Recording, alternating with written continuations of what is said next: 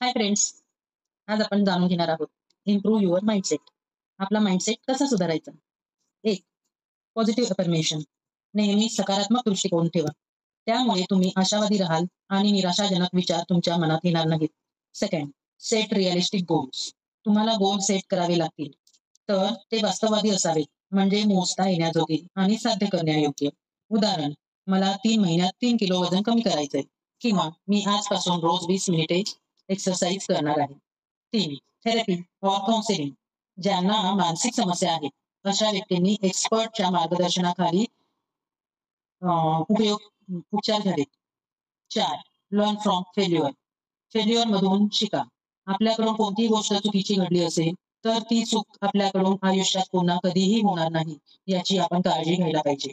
5, personal development. वैयक्तिक विकास. आपल्या प्रत्येकाकडे काही ना काही स्किल असतं. ते स्किल शोधून त्याचा विकास आपण करायला पाहिजे.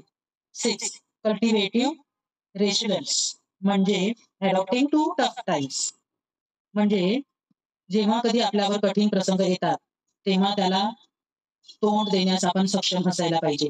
जेव्हा एखादी वाईट घटना आपल्याबरोबर घडते, तेव्हा शारीरिक आणि मानसिकदृष्ट्या शांत राहून त्या गोष्टीचा सामना करणं किंवा त्यातून पॉझिटिव्हली बाहेर पडणं.